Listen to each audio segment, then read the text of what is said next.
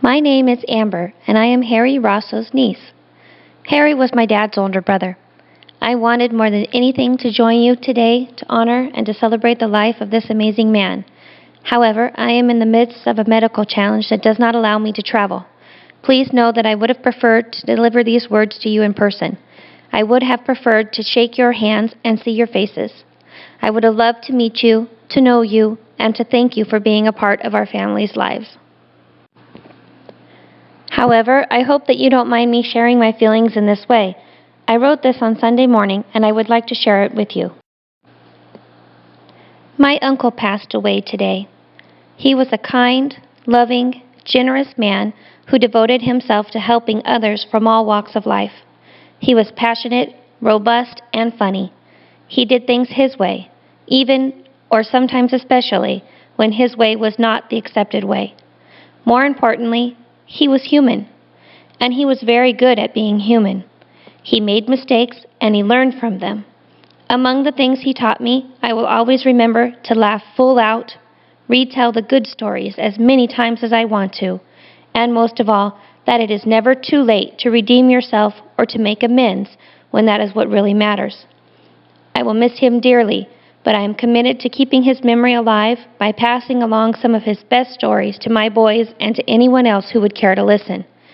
I am truly a better person for having had this man in my life.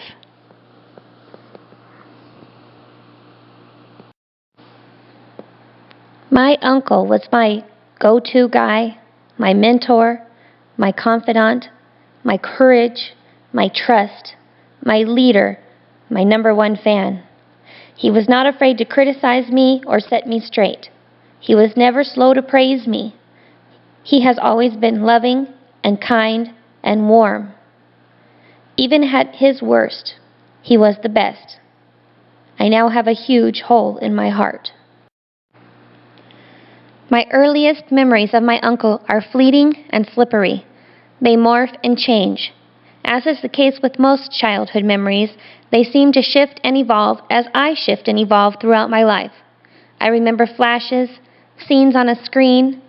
If I had to describe these images, I would have to use words that embrace a feeling more than a true retelling of events. Most of these memories are warm, fragrant, cheerful, funny, safe, like the fronds of a palm tree covering his face across the table, his ridiculous laugh like a leaky tire, the smell of his pipe, watching intrigued and curious as he filled it up, tamped it down, filled it some more, lit it and puffed.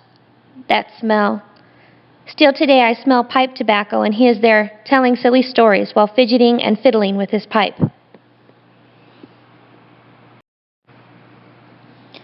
But some of these memories are dark, sad, angry, and fearful. Some make me uncomfortable. Some fill me with dread. This is truth, and sometimes truth is not best described with pretty words and colorful hyperboles. Understand this. My Uncle Harry was human. He embodied the word. He made mistakes. He made enemies. To love a person, you must know them, and you must understand all of their qualities. A quality is a distinct and individual characteristic. We hear the word quality and we think only of good. However, I learned from this man that qualities can be both good and bad, and everything in between. And all of that hodgepodge taken together and mixed in a pot makes us who we are. Uncle Harry was not always this recent man that we knew. He traversed the entire scale of life. He scraped his knuckles on the cellar floor with the worst of us before ascending to the top and becoming this man we all loved. This fact is the greatest gift that I could have ever received.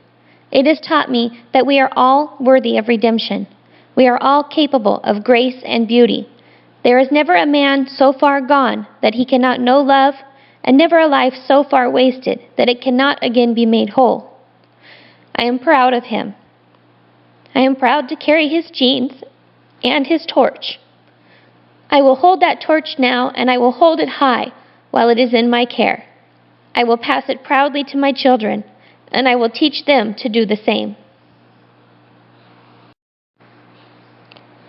We have all made mistakes in our lives. We will all make mistakes again. Not a single one of us is perfect. This is something that he understood and embraced. I will not pretend to know or understand the intimate details of all of his mistakes and his personal struggles with redemption. That should not matter to you nor I. That is between him and his Maker, and I'm sure they are working it out right now. But the important thing is that he settled that tab long ago.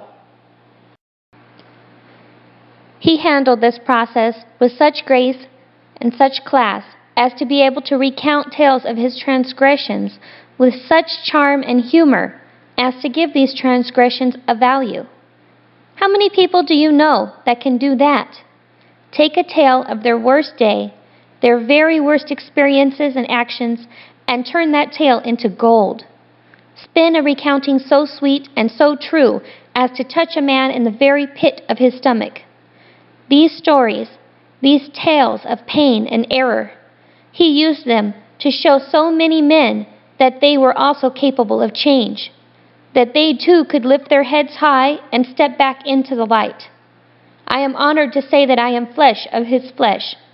Those actions, that gift, it is a part of me. When he gave that to others, he gave it to me. When it came from him, it came from me. That is how family works. My children know my uncle differently than I do. They saw him only as he stood recently, fully bathed in peace and light, glowing, without significant flaw, fun-loving, silly, compassionate, and strong. I am thankful for this. I am thankful that he was able to enjoy them, as I know he did. I would have liked to have had more time with him. I would have ordered up a heaping plate of family dinners, coupled with afternoons watching football and Saturdays spent fishing. But another thing he taught me is not to live in the past and not to dwell on regrets. I cannot go back and change what did not happen, but I can make a deliberate and conscious decision to remember the good things that did happen. We had such an enjoyable visit this fall. Things worked out. The planets aligned and the forces that be moved mountains to set it all up. It was perfect. I will remember that forever. My family will remember that forever. It is a part of us that will not change, and I will guard that memory with care and take it out frequently to view it by the light of my torch. My Uncle Harry is my father's older brother, 2 years his senior. I have 3 boys. The oldest 2 are also 2 years apart in age. I watch them play and interact. I see their bond. I feel that connection. It is palpable, visible, and impressive. I cannot imagine one without the other. Being the daddy's little girl that I am, I believe I am sharing my daddy's emptiness with him. It will take time to grieve.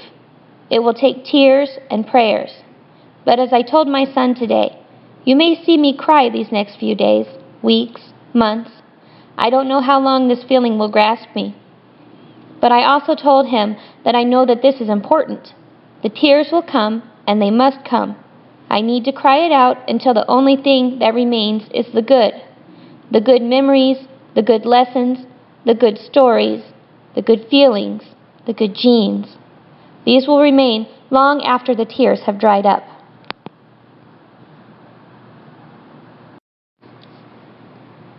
I remember one time when my mom and dad left me with Uncle Harry in his room on the Queen Mary.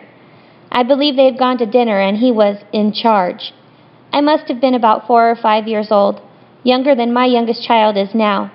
I remember the story through a mix of those flashes on the screen, paired with many a retelling by him. I had been playing in the room while he watched TV. He must have looked away for a few minutes. It only takes a second with a little child for there to be some kind of major trouble. Well, I found that major trouble. I decided that it would be a good idea to look out the window. Now, if you've ever been on the Queen Mary, you may have a small inkling of where this is going. If you have not, just picture this. It's a ship docked in the harbor, surrounded by water. The window is a portal, a long, narrow tunnel leading to a toddler-sized opening and a very long drop into the ocean waters.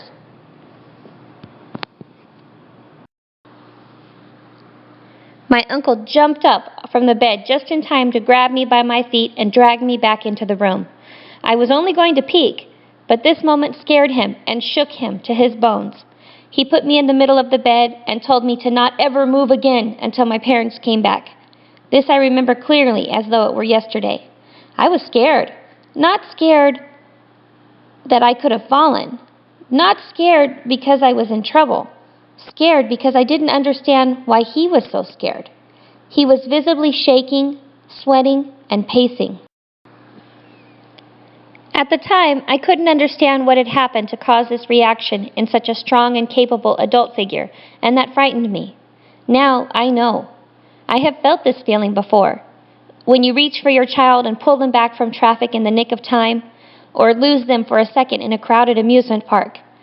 It is a powerful and scary feeling. It moves you, shakes you to your core. And this man, this imperfect yet perfect man, this man felt this for me.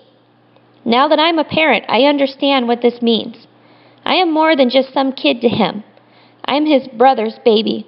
I am precious and special and irreplaceable. I have value, immense and incomparable value. He loved me with all his heart, and for a fleeting second, he saw me lost. I know that my uncle's darkest day is the day that he did lose his own child. My cousin Jimmy will forever be my cooler older cousin. I looked up to him, loved him, and idolized him in that way that children adore their older siblings and cousins. I was not there to say goodbye to him. On Sunday morning, after learning of my uncle's passing, my husband and I had gone to visit with my dad. We were only able to stay for a little while, as my health did not permit a longer visit. On the way home, we were driving in the car, riding along in silence. Suddenly, I was overcome with a strong image, a powerful image that took my breath away and filled me with a tingle. It was overwhelmingly sweet and pungent, musky like the scent of a fresh rose. Burnt into my eyes was an image of my uncle embracing his child, holding Jimmy so tightly, smelling his hair and squeezing him, drinking in the essence of his son, filling himself with that drink like a man parched with thirst.